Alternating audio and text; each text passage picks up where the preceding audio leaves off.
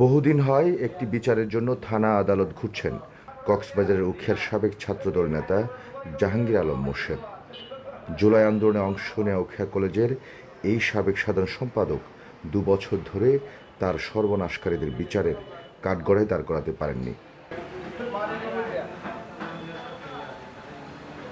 সেদিন 2024-এর 6 আগস্ট সবাই যখন শেখ হাসিনা পালিয়ে যাওয়ার আনন্দে উদ্বেলিত, তার পরের দিন উখিয়া পল্লী বিদ্যুতের সামনে তার পারিবারিক প্রতিষ্ঠান রাইডার্স মোটরসে হঠাৎ হামলা ও এলোপাতাড়ি গুলি চালায় আওয়ামী লীগ ও ছাত্রলীগের 10-12 জনের দুর্বৃত্ত।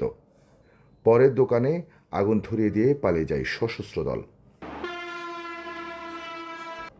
মোর্শেদের অভিযোগ, জুলাই আন্দোলনে সক্রিয় ভূমিকা রাখায় ক্ষুব্ধ হয়ে তার পারিবারিক ব্যবসা প্রতিষ্ঠানে হামলা ও আগুন ধরিয়ে তাকে নিঃস্ব করে দেয় প্রতিপক্ষ রাজনৈতিক দলের চিহ্নিত দুর্বৃত্তরা। আমার ব্যাংক লোন আছে, আমার এই গাড়িগুলো মানুষের, সবগুলো গাড়ি মানুষের। এই গাড়িগুলোর প্রতিদিন আমার এই গাড়িগুলোর জবাব দিতে হয়।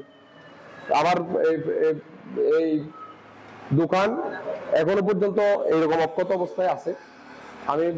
আমার তো আর কিছু নাই। আমার এই দোকান ছাড়া আসলেই কিছু ছিল না। আমার কিছুই ছিল না। আমার এই দোকানটাই ছিল শেষ সম্বল। আমি এই দোকানটা দিয়ে আমার পরিবার চালাইতাম। এখন আমার চলার মতন কোনো পথ নাই। আমি এখন রাস্তায় ঘুরি, আর কিছু করার নাই। উখিয়া কলেজ ছাত্র দলের সাবেক সাধারণ সম্পাদক মোর্শেদ জানান, সবাই যখন স্বৈরাচার পতনের আন্দোলনে মাতোরা, তখন তিনি জীবিকার একমাত্র সম্বল হারিয়ে দিশেহারা। বললেন, এই দিনের ঘটনায় নিজে বাদী হয়ে উখিয়া থানায় মামলা করলেও ক্ষতিপূরণ তো দূরের কথা, দলীয় কোনো নেতা কর্মীও আজ পর্যন্ত তার খোঁজ নেয়নি। অন্যদিকে মামলার তদন্তকারী কর্মকর্তা পাল্টাতে চলে যায় 2 বছর। কোনো আসামি আটক হয়নি। এখনও মামলা তুলে নিতে হুমকি পান বলে অভিযোগ এই জুলাই যোদ্ধার। কিভাবে আমার সামনে আমার আসামিরা আমার সামনে ঘোরাফেরা করে, আমাকে বিভিন্নভাবে হুমকি দেয়, আমার বাড়ির আশেপাশে ধাওয়া চুরি ধামা বন্দুক নিয়ে ঘোরাফেরা করে, আমাকে মেরে ফেলবে, আমাকে নিয়ে যাবে, এরকম।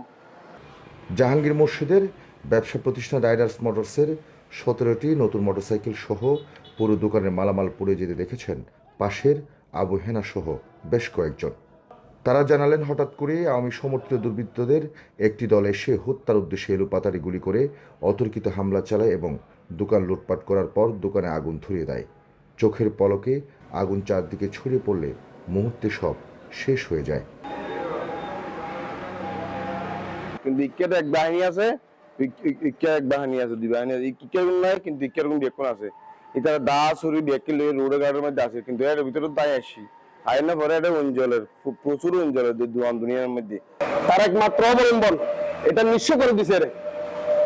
এটা অবিলম্বে স্থানীয় সরকার যারা আছেন, প্রধানমন্ত্রী, সে একজন রাজনৈতিক ব্যক্তিত্ব, অনেকদিন ধরে রাজনীতি করতে ছাত্র দলের সাথে সংযুক্ত। তার অপরাধ ছিল সে রাজনীতি করতে, এটাই তার অপরাধ। 2024 সালে ফ্যাসিস্ট বিরোধী অভ্যুত্থানে অংশ নেয় মোর্শেদকে আন্দোলনের মূল্য দিতে হয়েছে তাকে সর্বস্ব হারিয়ে।